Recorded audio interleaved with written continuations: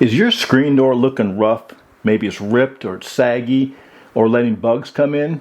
Replacing a screen might sound tricky, but it's actually one of the easiest do-it-yourself repairs that you can do at home. And here's the best part. It works the same way for sliding screen doors and for window screens. So let me show you the right way to do it so it looks professional and lasts.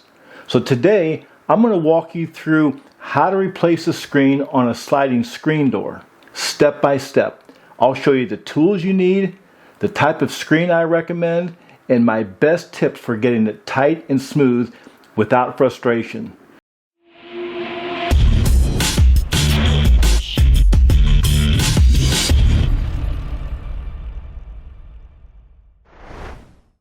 Now the first thing we need to do is to choose your screen.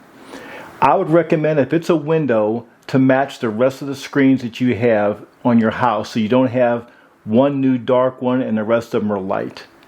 But if you're wanting to do something different and change them all, we can go through the different screens that they have. There's fiberglass screens, there's aluminum, and there's specialty screens. I personally prefer fiberglass. It's easier to work with, stretches a little bit, and it won't kink permanently like aluminum does. It's a whole lot easier to work with than aluminum. But for this project, we went with a specialty screen, which is called the sunscreen, and then it's a charcoal color. Since our door faces west, the afternoon heat was brutal, and this screen cuts down the glare and the heat while still letting air flow in. And as you can see, there's a whole lot of different types of screens. So you need to look at each one and just think of what you want to do. Do you want to be able to see through them real easy? Do you want to stop some of the sun from coming through? Do you want a real heavy duty one like an aluminum? Or do you want something for your pet so your pet doesn't go through it? Now here's the tools you're going to need. I recommend a flathead screwdriver. This way you can get the spline out of the screen.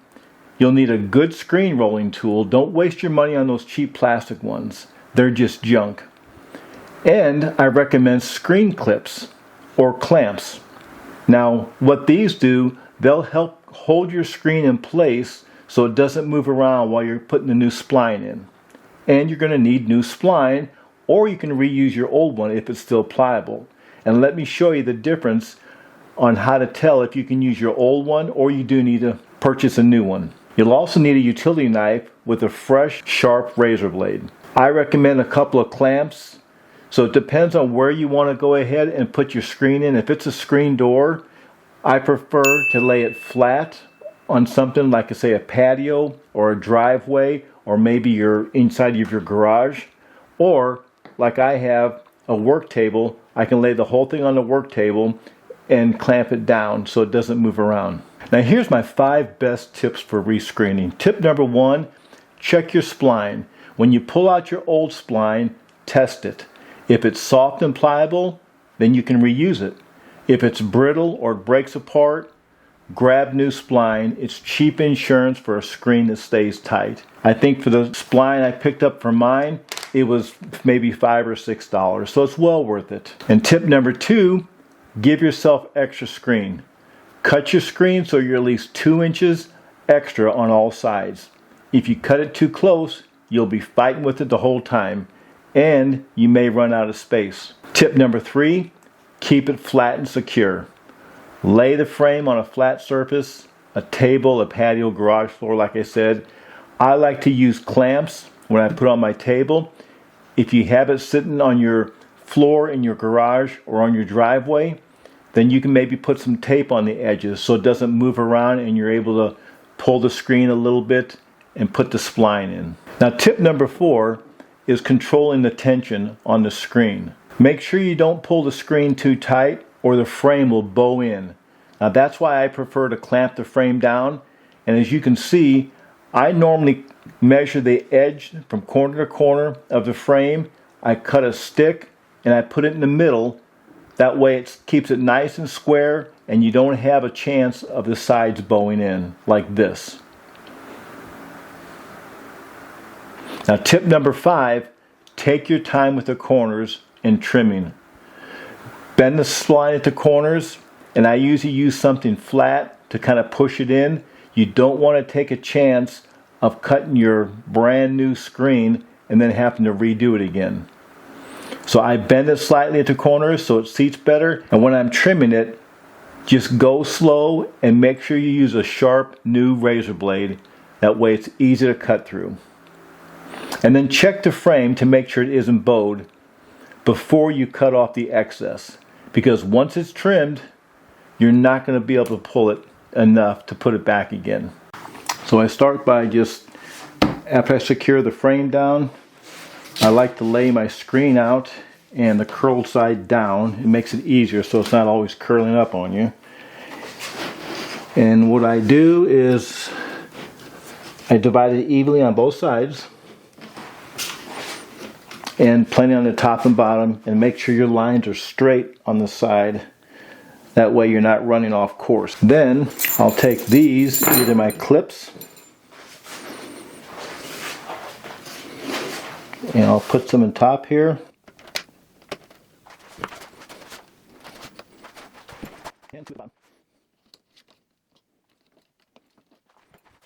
This is really thick screen, so it's different, a little more difficult to work with. Anyway, if you don't have that, what you can do is take pieces of spline like these and just, you can take your screen, hold it flat, and just push a little bit inside the channel. Like that. I like to start at my top corner here.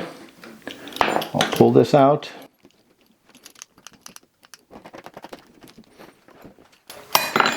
And I will pull this here. You don't want to stretch this. You just want to keep it even. Put it near the channel. And just keep working your way in. Pull your clip out when you come up to the end.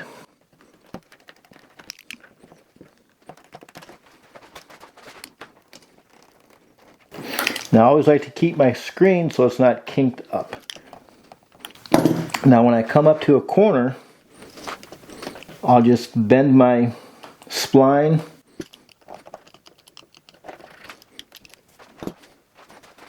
Sometimes on the corners they're hard to get in with your tool, so I like to take something flat, not pointed, but flat. I'll put it on here and just push it down inside. Being careful not to poke the screen.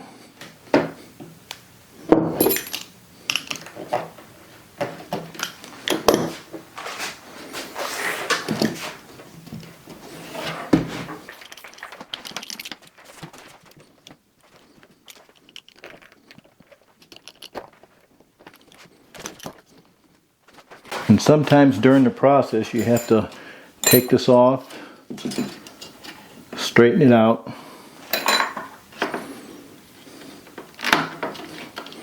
and put your clips back in.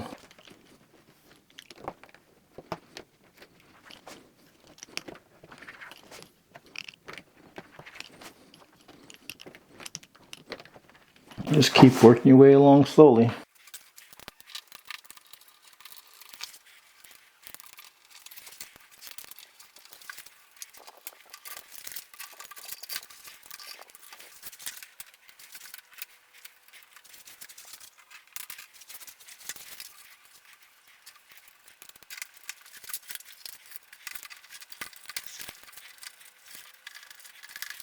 If it gets like a little kink in there, pull your screen out, pull your spline out, and just continue. Now when I've worked my way down to here, I like to cut this off and start at this corner and work everything down this way.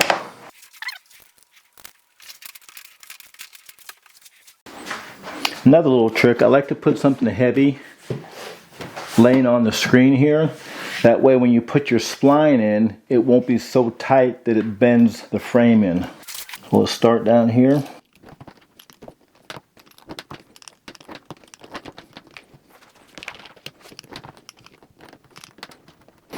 If you start to get it to buckle up, take your spline, hold it out here a little bit the edge, and right where it's kind of buckling, push down there, and then go backwards, and then continue going forward. And that'll take the kink out of it. And sometimes I like to hold the screen with your finger and hold the spline with your thumb.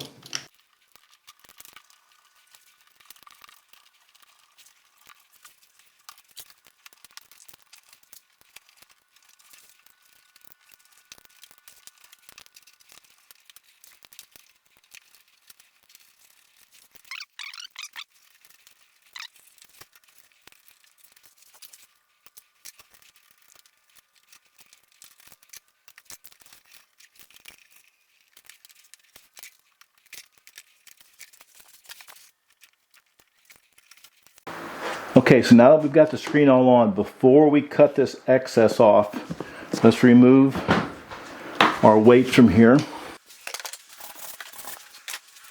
I'll take the clamps off, and we're going to check the side of it to make sure it's not bowed. So I took my board out, and we're going to check down the side.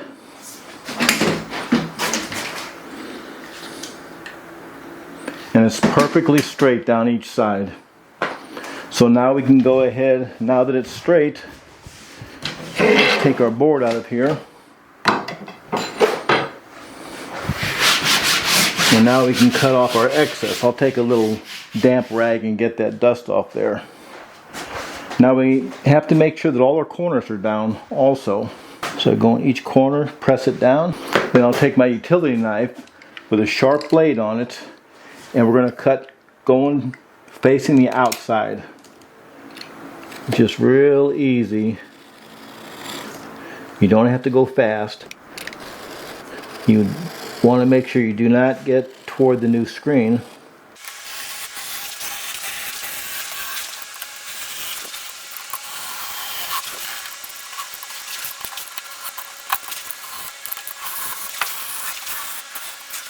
Now if you don't feel comfortable using a knife, you can go ahead and use a pair of scissors. You'll have a little bit extra sticking out because you can't get quite as close. They do also have what's called a hook blade, where the knife, instead of being straight, it's got a hook on it, which is nice to use that.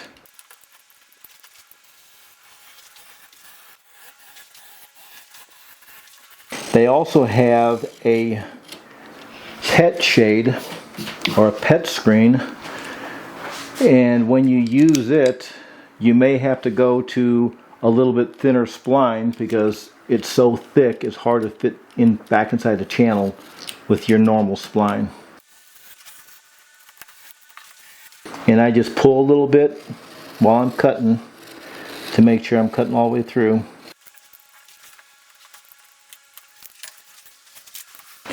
And that's it. Now what we have to do is put our handle back on. So let me flip this around so you can see it. So on the handle, we'll just put it right back where it was before, line the holes up.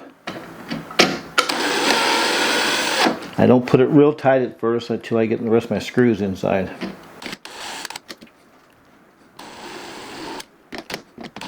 Now here's a bonus tip. How to do maintenance on your door. While your door is out, clean the rollers and spray a little silicone on them. Make sure your track is nice and clean and add a little touch of silicone to it. But you got to remember, if you're in a dusty area, silicone will sometimes attract dirt. So I prefer sometimes just putting wax on so it slides like butter when you reinstall it. When you reinstall, adjust the screws clockwise to snug the rollers, and then move your door, if you're doing a door, move it back and forth and make sure it slides easy.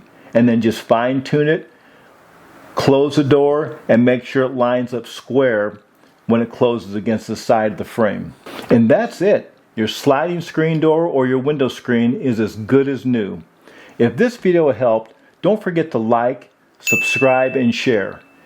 You'll find links below for the tools and products that I recommend, and it helps support this channel. But I always recommend support your local stores, especially the mom and pop stores that you have in your local town.